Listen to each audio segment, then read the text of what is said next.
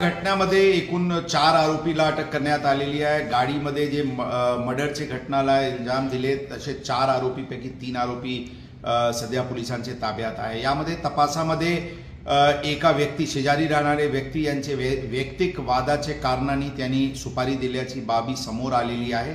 त्यांना पण अटक करण्यात आलेली आहे। या गुन्ह्यामध्ये 120B क्रिमिनल कॉन्स्पिरसीचे कलम वाढवण्यात आलेली आहे। सदर गुन्ह्याचे तपास अत्यंत युद्ध पातळीवर क्राइम ब्रांच आणि स्थानिक पोलीस झोनल पोलीस यांनी केलेली आहे आणि सुरुवातीला घटना घडल्यापासून वेगवेगळे पथक या केसमध्ये काम करत होते।